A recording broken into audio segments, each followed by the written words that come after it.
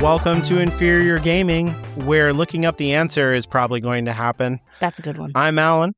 I'm Caitlin. It's true. It's true a lot. So what you been playing? All right, so this week I don't know, I was in the mood to play something, but I didn't know what. So I just picked 3 games and decided to give them an hour of my time, and if one of them stuck, one of them stuck. So I started with Chained Echoes, which is a modern pixel RPG. That's the picture I sent you of the band.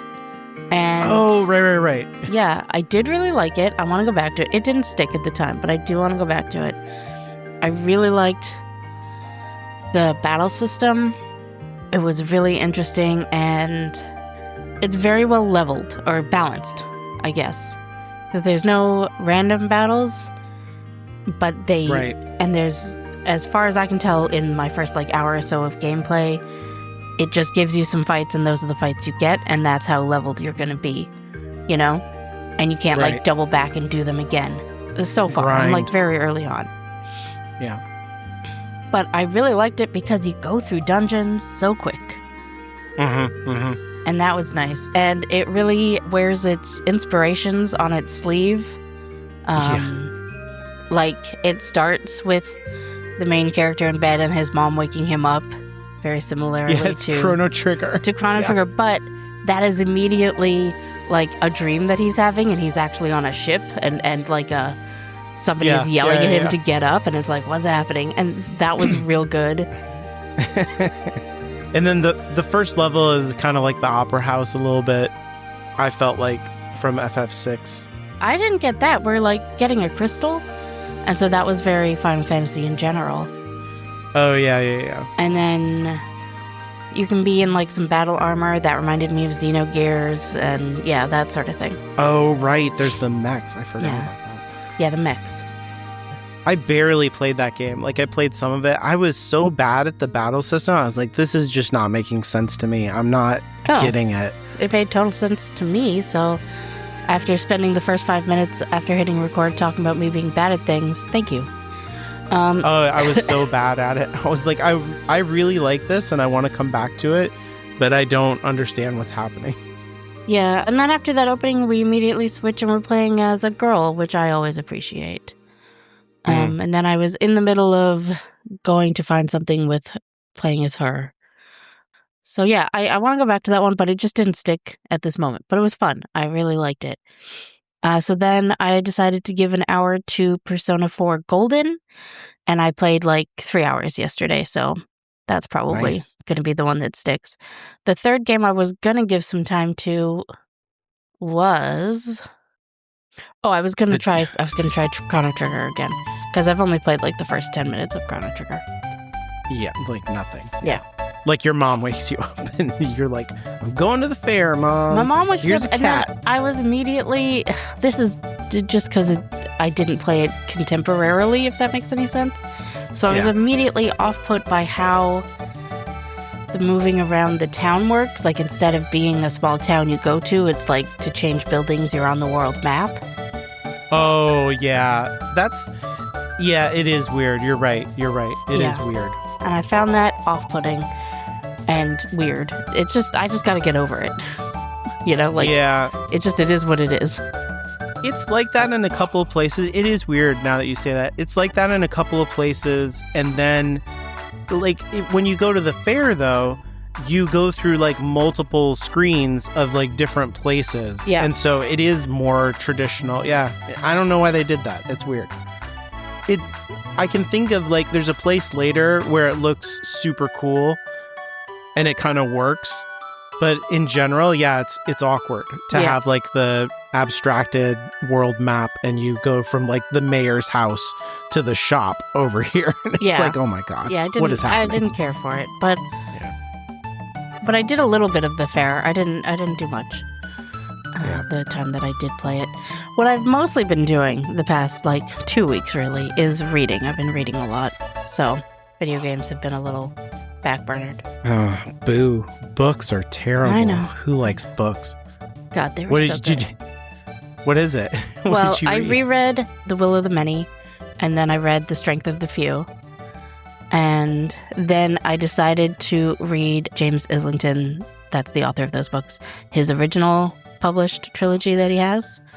Oh my God, I like it, I'm enjoying it, but you can really tell that he has improved a lot from his first book. Holy shit. I'm on book 2 of that series, but I had to pause because a book that I was really looking forward to came out called This Kingdom Will Not Kill Me by Ilana Andrews, who's one of my favorite authors ever. That was really good. Interesting. Reading is good. Reading ain't games, but it's good. Yeah. That's why I was playing a lot of Pocopia for a while there, because it's really good for audiobook listening. Yeah. What have you been playing? That's what I'm trying to remember, because I was playing something where I could listen to stuff. Like I specifically was like, I don't want to have to pay attention too much to what I'm doing. But I'm not remembering what that was. I played more Persona, which is not that, because I can't do anything else but Persona when I am Persona-ing. That is the downside. I guess if you're in the dungeon, you kind of can. It depends on if you're... Sometimes you gotta pay attention to those fights. I don't know. Yeah, man. It's like... I'm too... It grabs me too much when I play that game. That's so, right. I'm just too gripped. I'm not paying attention to the other thing. And I'm not... it just washes over me, and it's a waste of time. I get that. In the other... You know what I mean? I might as well not listen to the thing because I'm not listening to it, so... And why would you not want to listen to the battle theme in Persona 5? It's so good. It's weird because, I went back... So I went into the museum, palace, whatever, and the battle music occasionally changes. The deeper I went into the palace, there was new battle music. And I was like, that's so good. I'm used to Final Fantasy or something like that. And it's here's your battle music in your very first battle. And that's the battle music for the rest of your life in this game, Yeah. And this seems to have multiple battle musics. It's not you're fighting a mid-boss or something like that. It was just hey, here's a different track. And I was like, man, I'm really into that. It gave me a good energy for that whole thing. But I did the whole thing. So I went to the boss and I beat him on the first try. He's not very tough, but it was interesting. It was his whole thing is he copies other people's paintings and he's stealing the paintings of his students. And so his boss battle, he turns into several different paintings, and you have to it's a classic JRPG boss where it's some of the parts are regenerating other parts, and you have to time how you're going to kill the pieces and which pieces you're going to kill when. And then he had special attacks where he's throwing paint on us and stuff. And then after you beat that, it's oh, that was just phase 1. And then it's here's the next phase, and it's he copies himself a million times, which I was oh, that's brilliant. That's really smart. And then they're all elementally charged, so you can't just hit fire for all of them, because it heals some of them, and other ones it'll take them out and stuff like that. But because of the battle system in Persona, when you take someone out, you get more turns. Yep. And then you can do the handoff thing, the baton pass. Love the baton pass. Oh my God. So it was so good. You would just, okay, there's the ice guys. I take them out with fire. Now I baton pass, take the fire guys out with ice. Boom, boom, boom. And it was you just never fucking get a turn, sucker. And we keep building and building that baton pass until it was time to punch him in the face. It was very satisfying. It was really good. Yeah. That's why people love this game, because it's so well designed. Yeah. It feels very satisfying to be oh, I get it, and the game is supportive of you doing that. It's not no, for this battle you can't baton pass or something, cheap like that. It's go nuts, man, have fun. So we did that, and that dude is his heart has changed, but it hasn't happened yet because I still have like more than a week until he's supposed to sue us or whatever thing he was going to do. So I just went around town and I've been doing all kinds of stuff. Like I'm such a sucker for the doctor. Like every time she calls me, I'm like, yeah, I'll whatever you want to do. And then I'm like, oh God. But we're like, why is she so, it's gross.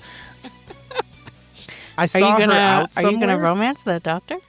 I don't know. I don't want to, but it feels like I just want cheap medicine. And when somebody asks me to do something in the game, I'm like, yeah, we should go do that. It doesn't matter who's asking me. I'm like, yeah, sure. And she calls me a lot. So I'm just like, sure. And then I saw her out somewhere, like out of context. So we just like ran into each other in the middle of the night. And I was like, what is this supposed to be like? She's like in her whole goth situation. It was very like, wait, do I know her? And then it was like, it's the doctor. And I was like, oh, okay. I see. You want me to, okay. But I didn't. I have avoided like flirting or whatever with her. That reminds me, the first time I played the original Persona, not Royal, I ignored the relationship with the teacher because that grossed me out. Yeah. And when I told my sister I was just ignoring that one, she was like, no, but that's the best one. You get the best shit. You got to do it. And I was like, and like, if you rank her up, you get, in a lot of situations, do 2 things with your allotted time slots. Oh, and it is okay. Real good. Like, sometimes when you're in class, she can be like, all right, I'm going to ignore you for a while, and you can do some lockpick crafting in class, and that's real, and not take a time slot. And then eventually you can get her to like do your laundry for you, which sounds so stupid. But it that's how you find new items. Oh, no. As soon as you said that, I would be like, God, that would be fucking useful. Right? Yeah. But it is like also fucked up. Yeah. That's really funny. And then I think at the top rank, if you go into a dungeon, she'll give you a massage afterwards and you won't be tired, so you can still go out that night. Oh, okay. It's so weird and creepy. It's weird. But so fucking useful. Yeah, I was hanging out with the coffee guy more. We've done a bunch of stuff. I'm getting more into his whole situation where it seems like mafia type of stuff. Like, you paid this guy off, but you're like getting involved in his situation. Then there's like some other girl. We went and like cleaned up the park, and there's like a freshman girl. She seems like she's going to join the team or something. That's the one with the ponytail, right? Yeah. Yeah, redheaded. so she's the new character that's only in Royal. Okay. Yeah. So we met and like had lunch together. I got her, some guy was messing with her and I made the guy go away. And then she's like, she calls me senpai, and then I was like, don't do that. But I can't say that in the game because that's just how Japanese culture is. And yeah, I did a bunch of stuff. So I'm just kind of waiting for the countdown on his confession. And then I guess that will probably do the thing with the website that's like, oh, these guys are real. And then I'll be able to go deeper into mementos and all that. So yeah, good stuff. Persona is fun. I did go back into Expedition 33 a little bit and do New Game Plus. There's weird stuff in New Game Plus. So like when you start the game, you're like on that, rooftop garden situation. Yep. With Mael. And then you're able to like switch party members, quote unquote. But because you're a New Game Plus, you can switch to everybody. So like you can be like Minoko up there. Nice. And Lune. And there's one part where you're going through the, I don't know what's like the festival, like the Gomage festival. I don't know what to call it. And Lune is like up on a statue playing a guitar, and everybody's like, it's like a little concert where everybody is sitting around listening to her play guitar. And then I was like watching Lune. I was like, this is weird. They just don't care. Like, because it's New Game Plus, they're like, whatever. There's all kinds of stuff in there that I didn't notice the first time around, unless it's different in New Game Plus, but I don't think that it is. There's like a statue of Esquier. Yeah. But like, why would you notice it the first time? You're not looking for it. Right. Yeah. There's like little kids dressed up like the Gestrels? The brush guys. Yeah, the Gestrels. Yeah. I missed all that stuff. And then now they have the photo mode in there. So I tried that out. And the photo mode is wild. Yeah, it's intense.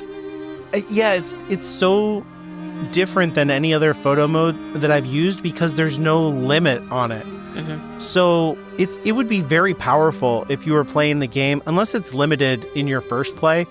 But you can I could go anywhere. So like usually in photo mode, you're only able to go like a few yards away from your character. But this, I just fucking took off. I was like, how far away can I go?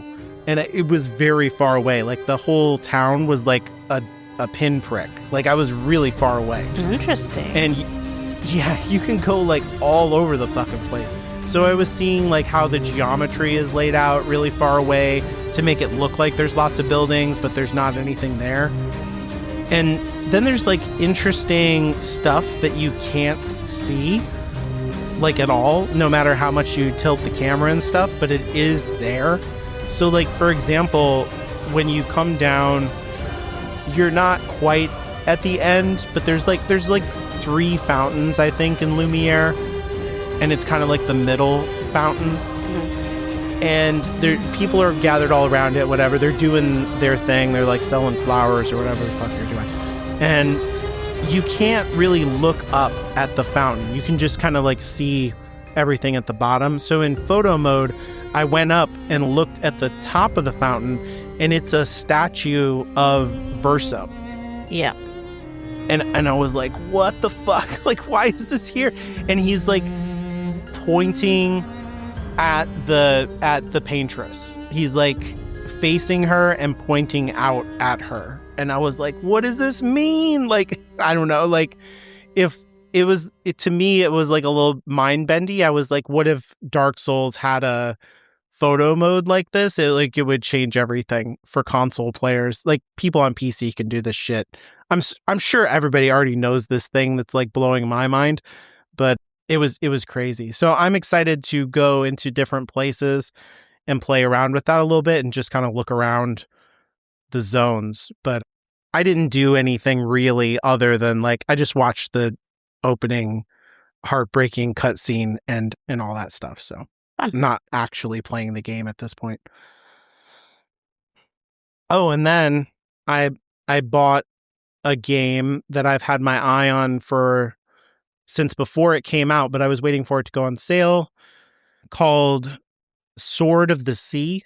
Oh, yeah. I know it. I haven't played it, but I know it. Yeah. So it's I played Abzu, which was made by the same people. I never played Journey because that was a PlayStation joint. I think this is also a PlayStation exclusive, or it's probably on PC, but it's not on Xbox anyway. Or Nintendo, I don't think. But it's incredible. It's really beautiful. It's exactly what I want it to be. And basically, you have a guy who has this huge magic sword, and he stands on top of it like a surfboard, and it levitates. And then you just surfboard through the desert. Nice. Basically. I don't need anything else in a game. Exactly, right? And it's just gorgeous. You activate these little zones or whatever that transform all of the sand into ocean.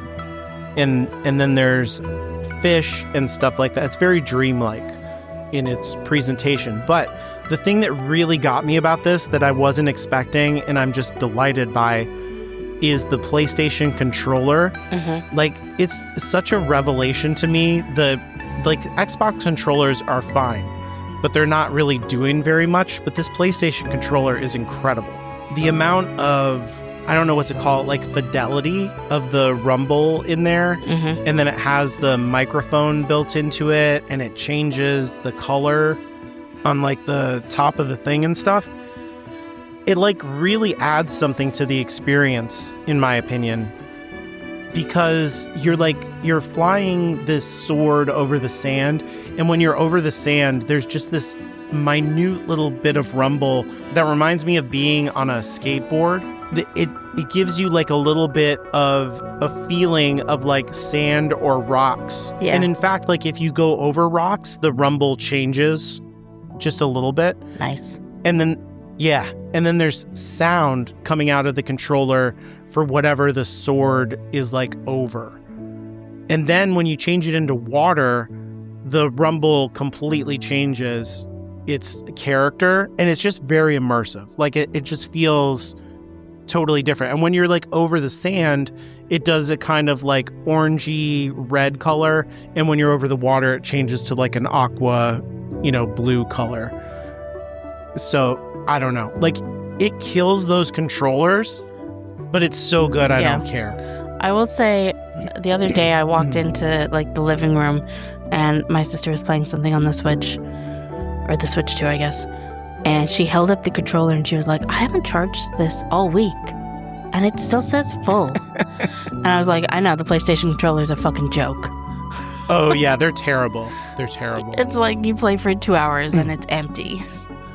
Yeah. I have 3 of them, so I just rotate through them. A lot of the color changing, I was like, oh yeah, I turned that off for battery, but it didn't actually help. No. It's just a shit battery, I think. It doesn't matter if you turn that stuff off. But it is amazing. Every time a game uses it, I'm just blown away by how good it is. It has the haptic feedback in the sticks and the triggers too, which is a really amazing feature every time it's used in a game. It's just incredible. So really enjoying my time with that game. I played it more than I thought I would, and like just to start off with, I just thought I'd screw around for a little bit, but I played it for a couple of hours and did all kinds of shit in it. So it's fun. Played more of Marvel Lego Superheroes as we're trying to get back to where we were with that game and unlock everything. So the game is completed now, but there's lots of stuff in the city. You have to go around and find random people, and then that will unlock the ability to purchase either a new hero or a new vehicle or something like that. Right. And so you have to do like random side quests to get most of the characters. Like doing the story only unlocks maybe around 20 characters out of almost 200. So you have to like really like play around in the city to get the people. That does not sound like something I would enjoy, but I'm glad you are having fun. It's okay. The city stuff is more fun than the main game. Right. Well, shall we? Well, yeah, I figured this time we would talk about puzzles. So I don't know. But yeah, puzzle games. Or not, maybe not puzzle games per se, but like puzzles in games at least. Yeah, I was going to say, if you specifically wanted puzzle games, that is not what you told me. You just said puzzles. So that is not what I prepared. Yeah. It's not even a lot of puzzle games are annoying to me, and what my enjoyment of them tends to come from certain puzzles anyway. So I'm not a puzzle playing kind of guy necessarily. Do you play puzzle games, or do you just do you avoid that genre? So for a long time, we both played Blueprints. Yeah, well, that's sort of where I'm going to start. For a long time, I thought I would hate puzzle games. Like, not hate, but like I just thought they weren't for me.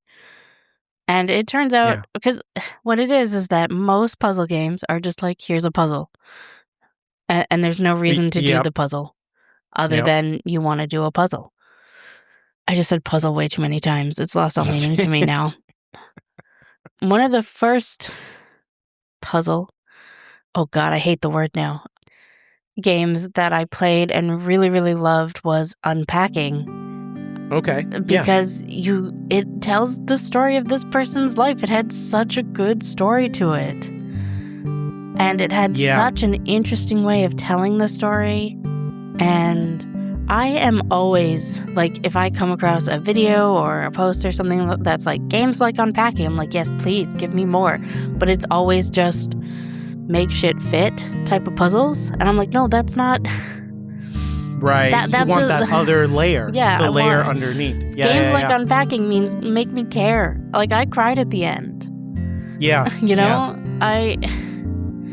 And it was so well designed about how you learn this person's life just by unpacking her stuff when she moves. Mm-hmm. It was so good. I loved it so much. It's a great game. And it's like, there's something very 20th and 21st century about like the, you know, like all the shit that we buy in capitalism, but it does have this particular meaning to us. And it has like an emotional resonance in our life. Like, it feels like it's ephemeral and it shouldn't matter as much as it does, but it really does matter a lot. Like, sometimes you'll find a thing that you don't even remember that you had and be like, oh my God, this thing, you know, and it's like that particular thing, but it's all of the memories and everything that came with it and the time in your life. And yeah, that game is really, really good at that whole thing because there's no people in it. You're not even really a person in the game per se. Like, you click on stuff and then click where you want it to go. You know what I mean? Yeah. But it's so... But yeah, you really get to know weighty. This person's life and what their dreams were and where things went wrong in their lives. And then at the end, in the last place where you're unpacking, I remember being like, you know, book. And then you realize, oh God, I'm going to spoil it because I just want to talk about how good it is. But you realize they're all the same book. And you just like, it's a stack of books here of the exact same book. And then you're like, oh, she did the art for a book and these are her author copies. And I was like so proud of her for her dreams coming true. Yeah. I think that is the thing about puzzle games or puzzles in games that I also appreciate is the way that it's not just the thing that you're doing, it's leveraging that to do something else, something deeper that it's kind of getting at. Yeah, Unpacking is a great example. Yeah, so there's not like, can you do it wrong in Unpacking? Yep. Can you well, like, what do you mean, fail to advance? Like, you put all the books in the bathroom and it's like, no, you fucked it up. You don't go to the next level. There's the one where you have to figure out where to put her college diploma or whatever, and it can only go under the bed or over the toilet. That one's maddening. That's funny that you say that. I think my kids interpreted that whole thing as just sometimes things go under the bed and not understanding the significance. They both really like that game and I've watched them play it, and a lot of stuff like went over their head because a lot of those things they don't even know what they are because they were so young. You know? Yes, it is very much a millennial woman. Yeah. Like you see her have like a bit, I think at one point you unpack, you know, those old Mac computers that were translucent at the back with the colors or something like that, like very recognizable things from the like computer journey that we went through growing up. Right. So I can understand that. But that was the one where you're unpacking in her like first boyfriend's house and he just does not make space for her to move in. Right. Yeah, that's the point. Yeah. She can't be, and she can't have that out there where she can be proud of it. Yeah. There's like a whole story. It's amazing how they do that. It's really something. That game's great. And then about the same time as when I played Strange Horticulture, which was also a extremely fun puzzle game with a really great story to it. And it was really interesting how the story unfolded. What are the puzzles that you do? The puzzle in Strange Horticulture is people come into your shop and be like, I need something that will help with this problem that I'm having. And then you got to look through your compendium book of like what your plants do and then match the description of the plant to the plants that you have on your shelves. And you only have a certain number of tries before something weird bad happens. I don't know. And so it's like a matching kind of like a matching puzzle thing. And then sometimes it'll give you things like you could give them this plant that'll help in this way, or this plant that'll help in this way, and that'll like put that particular character's story can branch there. Yeah, it's like that coffee game. It's the same kind of thing. Yeah.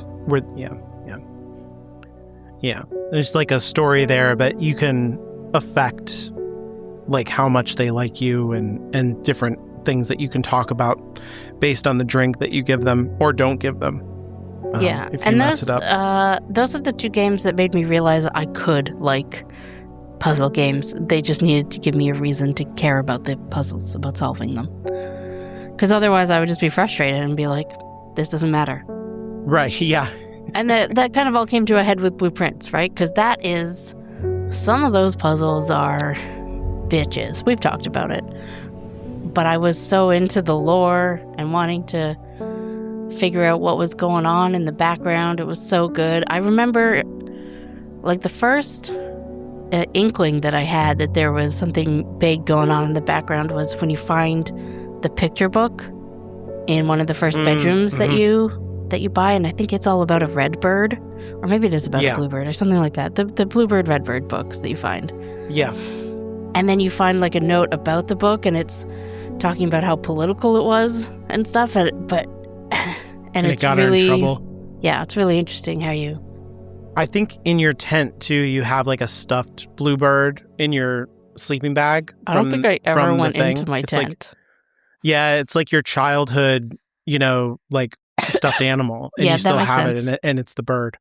Yeah, there's a million things. That game is a lot like, I mean, it does environmental storytelling really well on top of the puzzle stuff really, really well.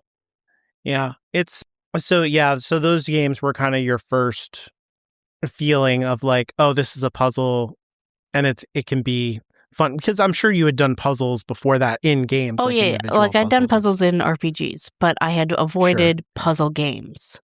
Yeah.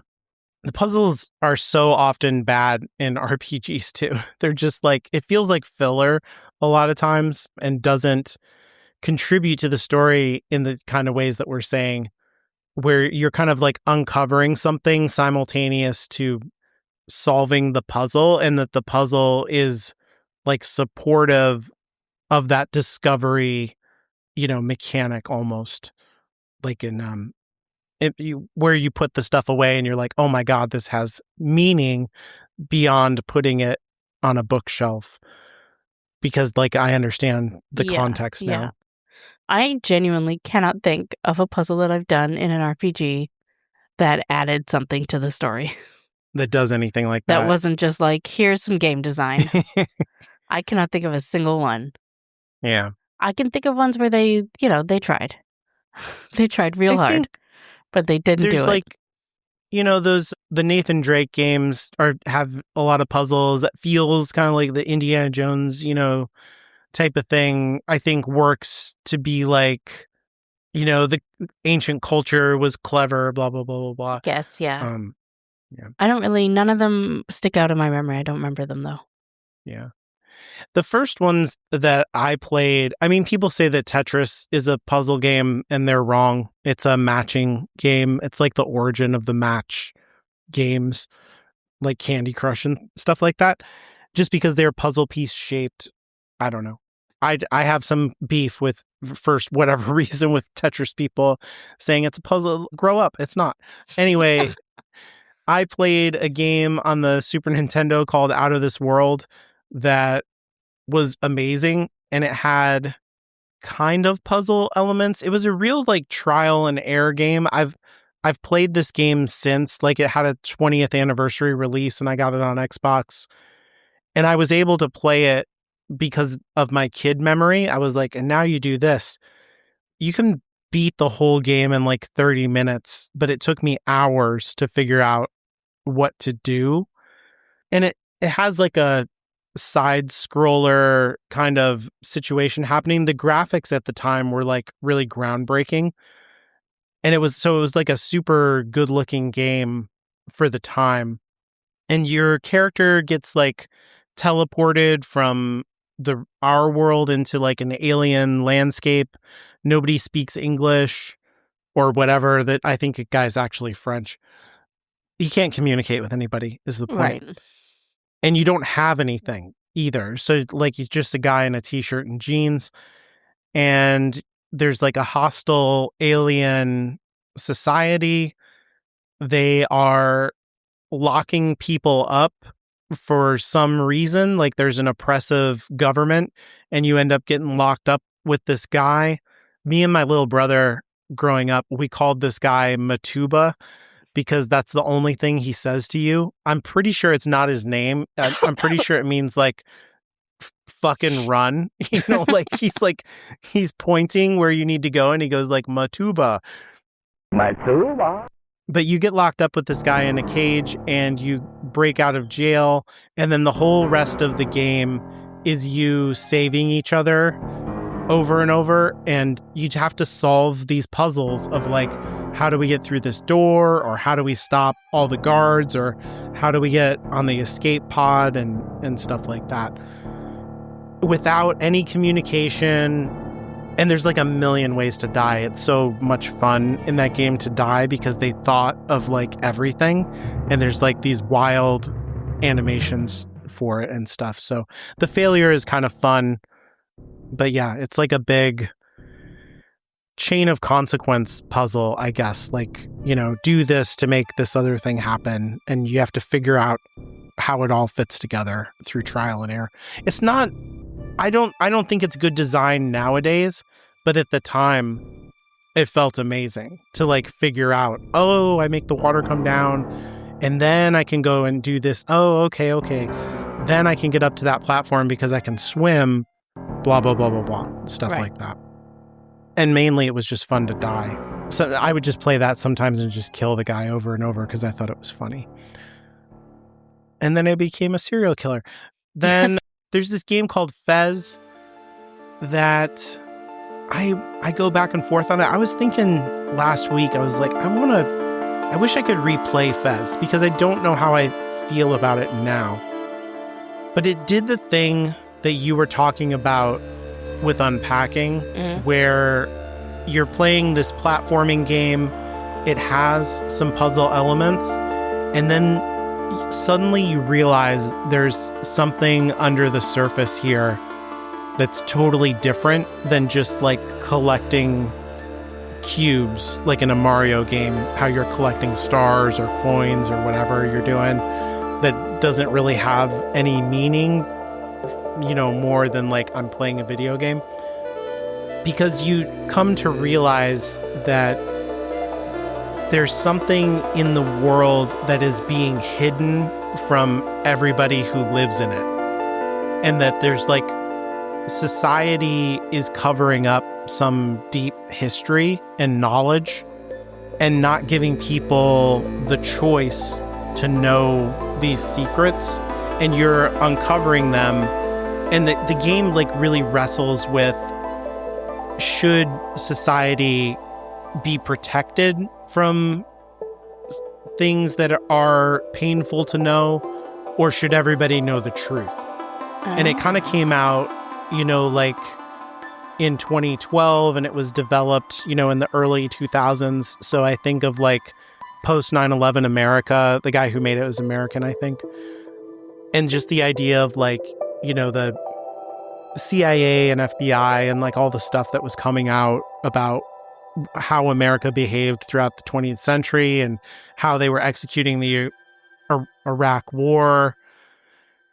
And like, you know, saying we're fighting for people's freedom, but also we're taking everybody's oil, but it's about freedom. Right. And, you know, just lying to people.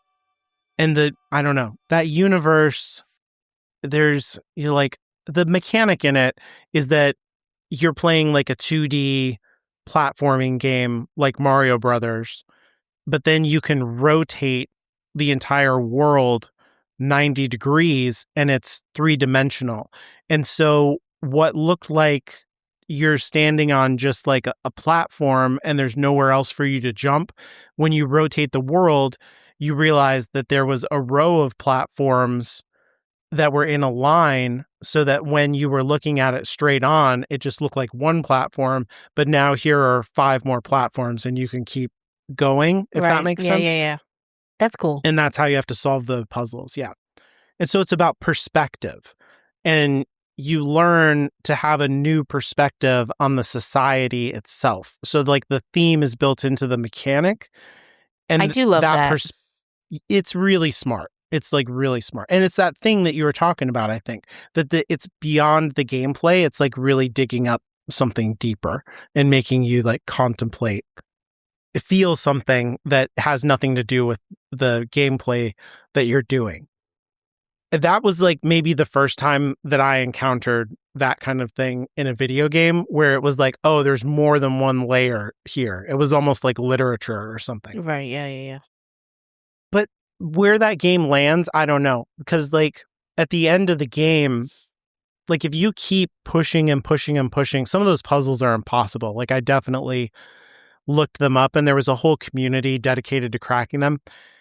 But the end, it kind of gives you like a thesis about all of that stuff. And it kind of, its conclusion is basically like knowledge will make you unhappy. So like, it's not worth it. It's kind of where it lands. Interesting place to land. Yeah. It's really pessimistic. It's kind of nihilistic. I don't know how I feel about that. That kind of fits for 2012. I feel like nihilism was really in. Yeah. Well, I've not played the early Zelda games, and I feel I've gotten the impression that they were a bit more puzzle-focused than Breath of the Wild.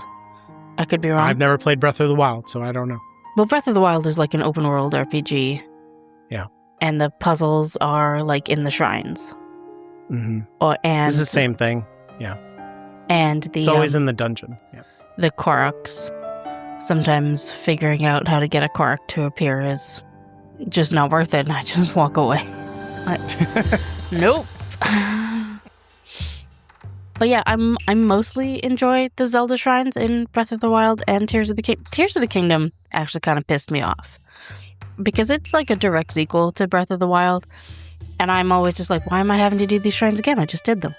Wait. Yeah, I just cleaned up around here, you guys. What's going on? Yeah, like we just saved this world. Why is it a disaster again? What's happening here?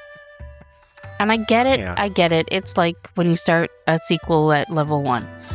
You just need to accept it and move on. But for some reason, the shrines really pissed me off, especially since there's 2 new levels. I don't know, like there's the Underdark and the Sky Islands. Like they could have just put new shrines there and had the shrines on them. Maybe that was, I don't know. Oh, so the new ones are in the world, like in a place where they weren't before? Or could you not get there before? And so it's like, you never could have found it. So in Breath of the Wild, you're just like running around this mainland map on, what is the kingdom called in the Zelda games? Hyrule. Hyrule? Yeah, Hyrule. But in the sequel, Tears of the Kingdom, you kind of find this like Underdark world that's... Yeah, it's in a lot of Zelda games. Oh, okay. Well, sure. I've never played any other Zelda games. I know nothing. And it's like, it matches up with the world, with the open world above it, and it's really fun and interesting to go through it all, and it's sometimes pitch black in there and bad things happen to you. Yep. And then there's like Sky Islands also that you can explore. Like they were trying to, expand the game from the first one so you weren't just running around the exact same place. Yeah, of course, yeah. And that's the new dungeons are in the Dark World? No. Oh. No, the shrines are still just in Hyrule. It's the exact same shrines from the first one. Well, it's not. Oh, okay. That they're new. I have no idea if the maps match up or anything. But also, I get it. They give you like this whole different like game mechanic for solving puzzles in Tears of the Kingdom. So why wouldn't they give you a whole bunch of puzzles to, use it on? Right. Yeah, in the old games, you would have to, like, you would get into a dungeon and then you would just hit a wall where you couldn't go any further because you don't have the correct tool to solve the puzzle. And so it would be like, well, you have to go to dungeon 1 and get the tool for beating Dungeon 1 so that you can solve the puzzle in Dungeon 2 to get the tool for Dungeon 3 and so on. So that's how they handled progression in those games. That's not how it is in Breath of the Wild. You go to a shrine, and if you can get there, generally speaking, you can do the shrine. There are probably, because some of them are just like a test of strength and you gotta fight something. And if you've somehow gotten to one where you're not the right level, it can be difficult. But mostly they're just use the game mechanics to solve it and get something from the goddess statue at the end. And, you know, some of them I really liked. And they were kind of fun to try out and do over and over again and figure out what game mechanic to use. And some of them were, I would rather fucking die. You know, like, I will just look it up. Because, and then you look it up and it's like, I would never have tried that. My brain just doesn't work that way, so it's a good thing I looked it up. Yeah. I don't, like we were saying though, I don't think they actually added anything to the game. I mean, like, I get that, or I don't think they added anything to the plot.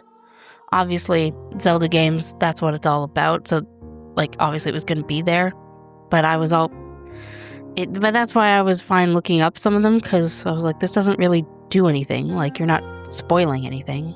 I don't know. Right. No, I do understand, yeah, and it always felt like that. In the Zelda game, it felt very, like, mechanical in that way that I'm saying, where you weren't learning anything about, you know, the monsters or Ganon or Zelda as you went through the thing and got the tools. It's like, who put the tools here? Nobody, you know, because you, like, who came up with these wild puzzles you gotta solve? Right, yeah, like, why are these here? What civilization did that? Yeah, exactly. It's just the game devs did it. But it's fine. I still enjoyed some of them. I think I might be the only person alive who enjoyed the Final Fantasy X Cloister Trials. Oh, man. Yeah. Maybe not Bavel, but the rest of them were fine. I don't know. Bavel is terrible. I just feel like I don't like those trials at all. I feel like they don't have anything to do with the story. They don't make any sense to me. Yeah, no, they don't make any sense. You could probably just whip out a sword and, you know, strength your way through them. So why? Yeah. Or, you know, Lulu blast through it with fire. So why are we doing this? Yeah, what does it prove? Like, why do you need to be able to do that to get the summon other than you're playing a video game? Yeah. No, it's true. It doesn't make sense. It doesn't matter, though. I enjoy them. It's probably just nostalgia. You know what I mean? Yeah. If I didn't have nostalgia, I would probably hate them. I think they're the worst puzzles in the series, is how I feel about them. There's not a lot of puzzles in Final Fantasy, though. No, the only thing I really remember hating in a Final Fantasy game is the fucking submarine level or whatever in Final Fantasy VII. Those controls made no sense to me, and I wanted to murder. Yeah. It's not really a puzzle. It's just like a different way of navigating. It was annoying. It's very annoying. I agree with that. Well, you were talking about Zelda. So it reminds me of Tunic, which I've talked about before. One of my all-time favorite games. And I think it's the same thing that we like about the other puzzle games that we were talking about. So one thing that's really great about puzzles, even those, you know, Zelda puzzles that you're talking about, is where you get an idea and you're like, I wonder if I did this, if it would, you know, be the solution to the thing. Is this what they're trying to make me do? And then you try it and it works and you feel smart, you know, or at least you feel relief that it's over. But a lot of times, if it's a good puzzle, I feel like you feel smart for figuring it out. Yeah, sometimes I find the reward feeling doesn't cure the frustration. Yeah. Sometimes it does, and you feel great, but sometimes I'm just like, if I ever meet this game designer, I will slap them in the face. Yeah, and ask them on why. How long did it take you to get to that? Yeah. I think Tunic does a good job of delivering that feeling because it is mostly distracting you with the old school Zelda gameplay. And so you feel like, oh, I'm playing a Zelda-like, but that's about like an open world exploration. It's got some Dark Souls, like I can roll out of the way mechanics and bonfire mechanics. And that seems to be what the game is. Like, I'm just going to go find secrets. I'm going to get upgrades. I'm going to find little treasure rooms. And I love Zelda, so this is great. It's a cute little fox guy. Cool, cool, cool. And really, the whole game is actually a puzzle game that's inspired by Fez, where there was that whole thing in Fez that I talked about, where it's like there's this deep history and society is hiding things from the people who live in it, and the universe is fundamentally different than what you understand. And and nobody can be allowed to know that because it's horrifying, and on like that. And that all of that stuff is in Tunic. Right. I do want to play that one. It's in my Steam library. Megan bought it, so it's in our shared Steam library. Well, I do want to talk about something that is kind of a spoiler in the thing. That's fine. I don't mind spoilers. Okay. Well, it's like a mechanic spoiler. So I'm never going to remember then. Okay. I feel like it's more like I could tell you the story of Tunic and it's not like whatever. But this was like, if somebody had told me this, it would have really ruined something about the experience for me because it was special. Just do it. Just do it. It's fine. So I'm just letting everybody know that like I think you should play Tunic, and this felt really special when it happened to me. So as you go through the game, there are, like it feels loaded with secrets and stuff to find like a Zelda game. And you keep coming across these golden looking doors, but all of them are shut. And they all have like this geometric pattern on them that looks kind of cool, but the patterns are all like subtly different. Mm-hmm. And you're like, I don't know. I guess, like a Zelda game, I'll get a tool eventually, because you keep getting Zelda-like tools through like every dungeon you do. You get another tool, and it helps you to like get to the next area and solve the next dungeon in exactly the Zelda. They've like really fooled you as a player, I feel like, into being like, this is what this game is. And the whole time they're like, look at this door that you can't open. Here's another door you can't open. And I'm like, well, eventually I'm going to get the thing that like melts gold or something, and I'm going to get into these rooms, I guess. So I'll just wait. And then you get a part of the game manual, because you keep finding game manual pages in this game. Right. And it tells you about the mechanics of the game, and many mechanics are hidden from you as the player. You just don't even know that you have the ability to do it until you find the game manual page. And you always could do it from the very beginning of the game. You just didn't know that it was a thing. What the button is or whatever. Yeah. Right. And so it shows the character standing in front of one of these golden doors, and then it shows you the D-pad, and then it shows you that like follow the geometric pattern like it's a maze. Right. Okay. And like this is the origin point. And so you're like, oh shit, wait. So like then you stand in front of the door and you do that, and then the door opens and you're like, oh shit. It's like a whole mind-blowing, I got to go back to all these doors and like figure this out. That's unfortunate, because I am going to remember that. Well, here is the really mind-bendy thing, because like I'm going through the world and then I start like noticing that geometric pattern is just like on the ground. Like I'm walking over a thing. There's like, oh, here's a big carpet in this palace and it has the geometric pattern. And I'm like, oh, that's funny. What if I did the thing and you do it and then like a fucking secret happens and you're like, what? And the whole game is like that is the tip of the iceberg, right? Okay. For what that game is really doing.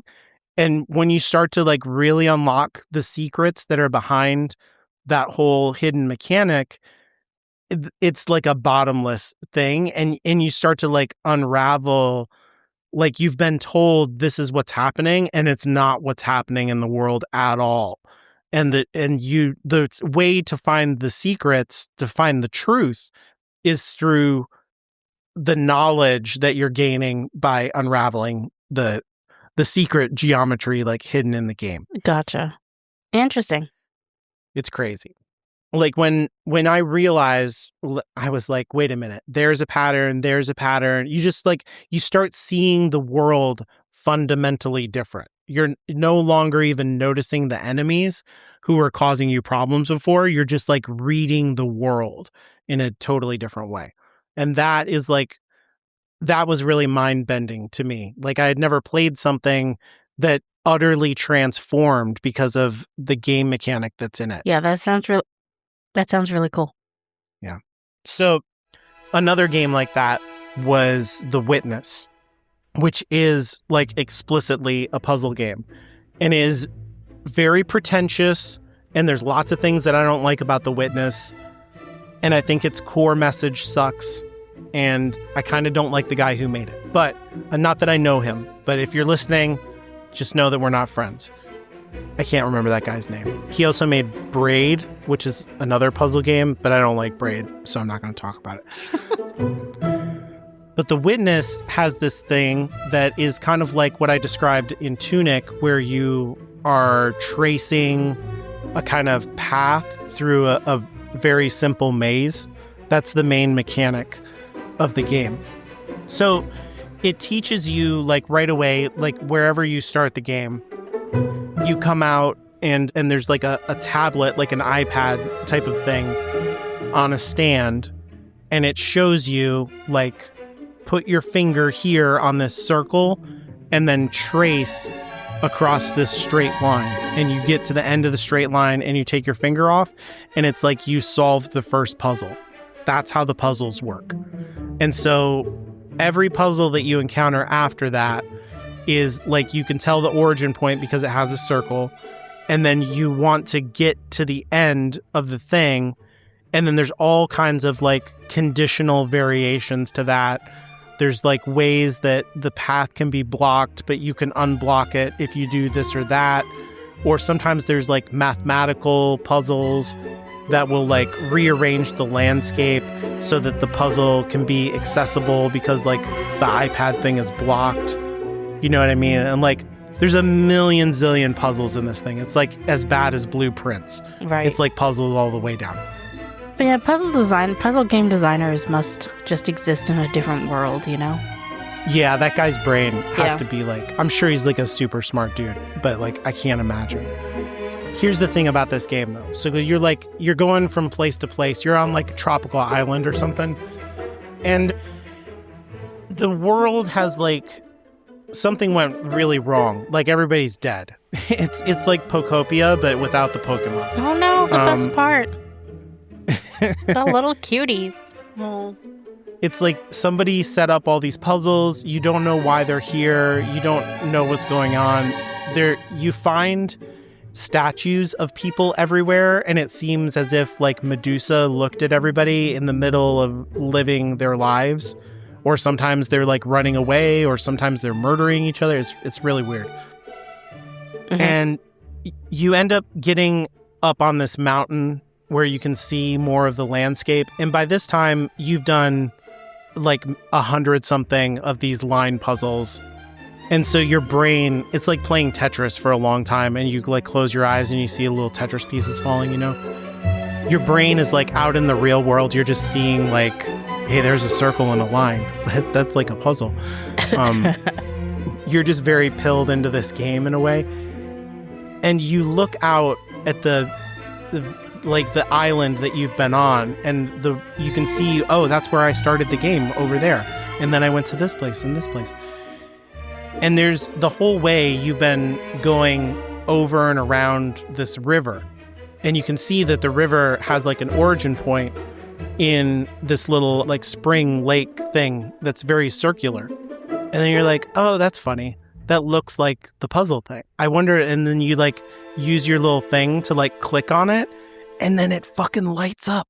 It lights up just like you're looking at the iPad thing.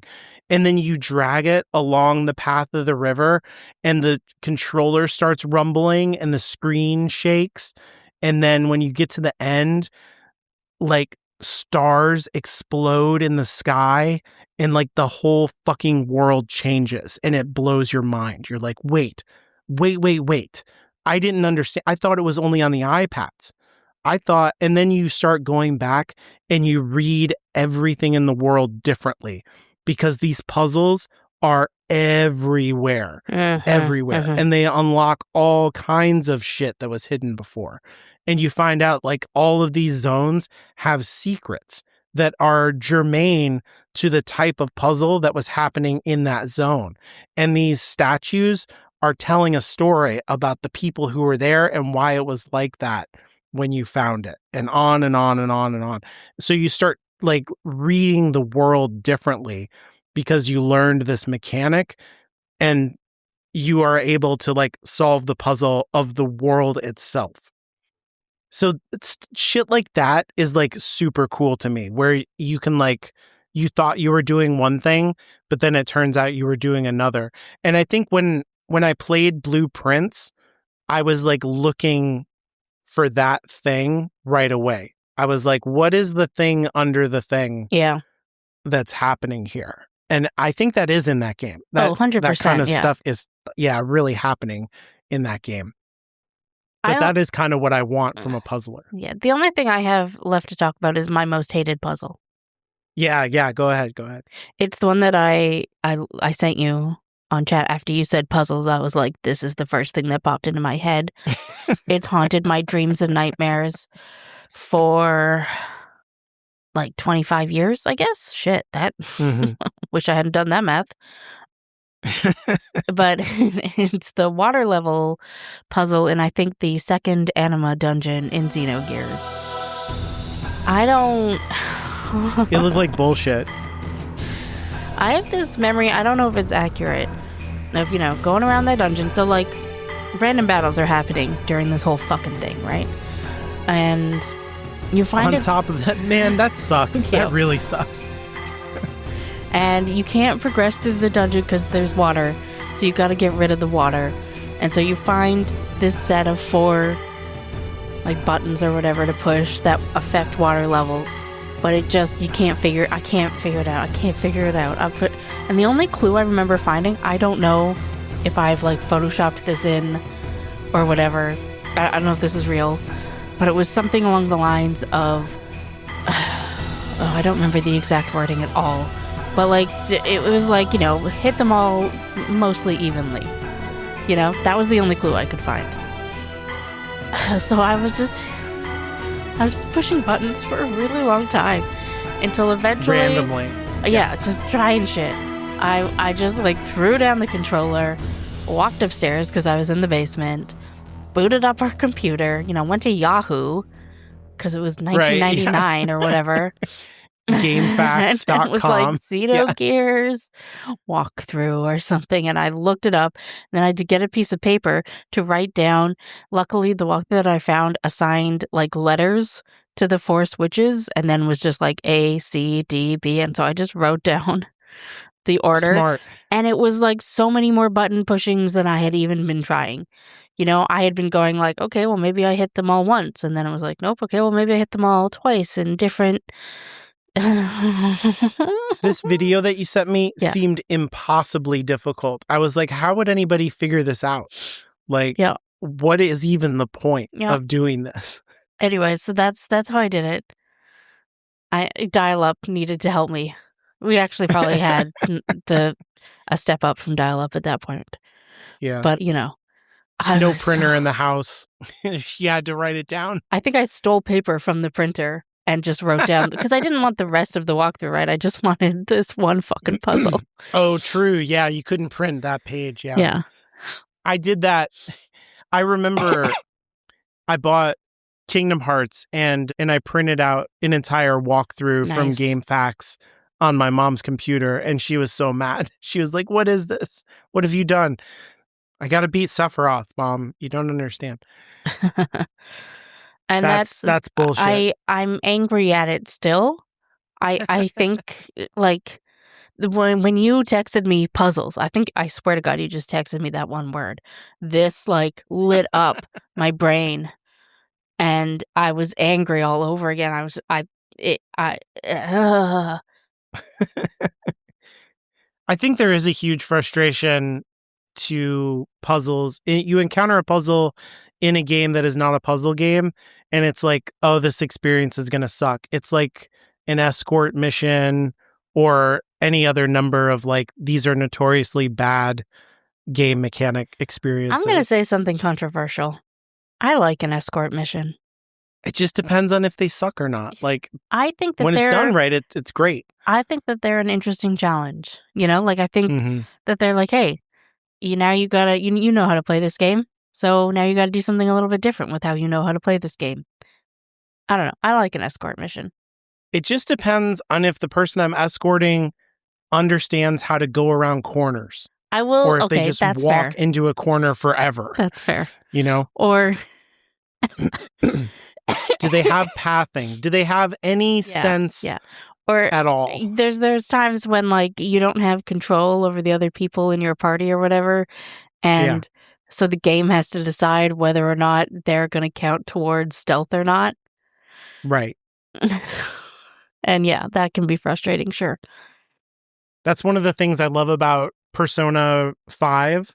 Yeah. That your characters will hide behind stuff when you're sneaking up on the bad guys. I'm like, thank you, video game. You get it. So there's always dread whenever I play a game and it's like, it's time for a puzzle. It's like, oh God, please be not sucky. There was a Ubisoft game that I played around the same time as Assassin's Creed Odyssey. Like it was made around that time, called Phoenix Rising, that's set in the Percy Jackson universe. It's got, we talked about Zeus this and all when we them. were previously, It's great. It has lots of puzzles in it. You're like the only person in the world, it feels like. There's like no other, it's one of those games where like everybody is, like an enemy and then there's you. Right. And for some reason there's puzzles and all of them are delightful. They're like pretty good. And so there's like Orpheus puzzles where you have to play music. You have to like remember the little harp, and then you have to play it on this thing that's like, a statue that's as big as a house, and you have to pluck the strings in the right order. Or you'll see like constellations in the sky, and then you have to arrange these glowing beads on the ground to be like the constellation that's in the sky, and then it unlocks a secret. And those are all, they feel very Zelda-like, but they're good. Like they're fun to do. So I like that.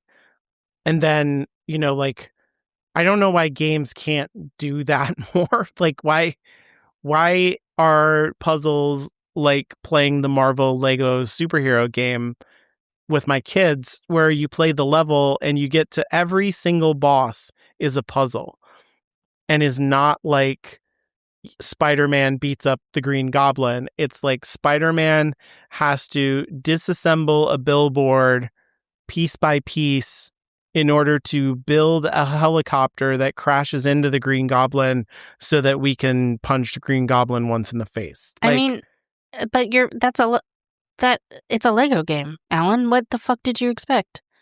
I don't know, man. Like, they suck because it doesn't tell you what to do. And it's just like, you have to seems obvious, though. Like, try everything. Okay, not building a helicopter seems obvious, but I mean, obviously that's what Lego games are going to be. Yeah, Lego is kind of a puzzle, my dude. Well, the actual levels are like mostly okay when you're going through them. It is specifically, at least in this game, I've played other Lego games and they're fine, but this game is infuriating about like what it's trying to get you to do. It does not signal to you what to do. And we literally, like, there's 3 of us playing this game together. I would think between us, we've probably got like 60 IQ points, at least 65. and we are just not getting it, man. Like, balance out your kids. I don't know. Like, yeah, my negative 200 IQ is like really dragging down the average here. But like, we're trying to do everything on the screen. Like, what if I punch this? What if I freeze this? And we can't fucking do it, man. And like, that game's made for little kids. I don't know. Like, yeah, but little kids, they always figure it out. Their brains work differently, Frustrating. Very frustrating. Yeah. And it made me, when you sent me that Xenogears thing, or what is that's it? Right. Xenogears is right. Xenogears. I want to say Xenosaga, but that's the other one. That's the one I've actually played. Yeah. It reminded me of Final Fantasy 13 too, which the puzzles are almost as bad as Final Fantasy X. It's like there's time travel in that game, and the puzzles are you're like standing on the face of a clock, and you have to make the hour hand and the minute hand be in a certain orientation. And the way to make that happen is by cutting off your fingers one by one. That's what it feels like. Oh, it's ouch. It's infuriating. I would rather cut my fingers off one by one than do those puzzles. They're infuriating. They have nothing. You're like, oh, or at least me. I'm like, oh, it's the theme of time travel, and I'm manipulating time, and I get it. It's a theme. It's the fucking not a theme. It's a waste of my life.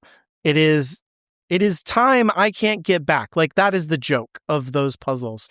They are the worst. That person should be slapped in the face, like you said. Yeah. Who made Some those people things. just need to be slapped in the face. It's terrible. Just be like Phoenix Rising. You're going to put a puzzle in your game. Make it fun and funny and cool. Don't be Final Fantasy 13-2 time puzzles. It's the worst. So I do like puzzles, though. I was going to say, I think fun. we've come out against puzzles here at the end. No, it's okay. Just don't be sucky at it. I don't know. Like, just do it good. I don't know. A lot of people like them. Yeah. Those people are wrong, I feel like I'm though. not smart enough for these games. Like, I Maybe do look that's up what the it is. answers We're a just lot. too inferior, which is which is why we do it's the this. problem. Yeah, it's a problem. But I like some of them. I like. I'm not smart enough to really do them. I have to look them up. The Witness, man, like I got to a certain point in The Witness and I was like, I'm just watching videos and doing what that guy does. And he's like, as you can see, when you multiply the prime numbers and I was like, nope, I'm gone. Yeah, that's why I gave up on the post game of Blueprints, because I was like, I don't care this much. I'm never going to be able to do that stuff. Like, it's so cool. You watch that like end game stuff in Blueprints where you're going through that world that looks like a blueprint actually. And it's like amazing. Like, for the person who had the brain to figure that out, who wasn't, on the staff, and they fucking did it, that had to be an amazing experience to do that. But it'll never happen for me. I'm too dumb. Like, it's never going to happen. So I'm glad that stuff's out there, but yeah, for the smart people and for them to make the YouTube videos with all the Blueprints lore that I can watch. It was cool. Yeah. Super cool. But yeah, puzzles, I like them. It's good. I sometimes like them. I think I'm more picky than you. But that makes sense, because I'm more into playing games with stories than, like, you'll branch out and play. Like, I would never play a Lego game because the way that you describe it, I'm just like, no, I don't care. Yeah, it's pretty superficial as far as the story goes. Although there is a Lego Horizon game with Lego robot dinosaurs. Oh, they're so cute. I want them.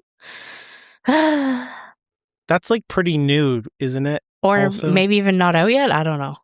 No, yeah. Whatever. They really like keep milking that Horizon universe. Like, there's that whole other game coming out that's like, but where's game 3? Rivals or whatever. Give me my game 3. Yeah, they're not, but they won't iterate on the actual series. There's like, here's a VR game, here's a Lego game. I'm like, isn't that a popular series? Shouldn't they make more of it? That's just how game dev is now. Like, where the fuck is GTA 6, right? Like, yeah, they just can't. True. They just can't do it. Like, that game is guaranteed to print them money, and for some reason, they just can't get it out. Like, what? Like, you have a guaranteed hit on your hands, or at least you have a guaranteed sale on your hands. Like, whether or not that game is good or bad, it's gonna sell. Oh yeah, they'll recoup their money. Yeah. But so they cannot get it done. They can't. Like, what is happening? Get some good fucking leadership on your teams. Get people. Whatever. It's crazy. It's wild, is what it is. Before we wrap up, I did want to remind you and myself, and I guess anybody who cares, that I think next week is our last episode of season 2. So we are assigning games to each other. Mm-hmm. That's going to be, we can do that at the end of the episode, I guess. It's going to be Wii Fit. That's the...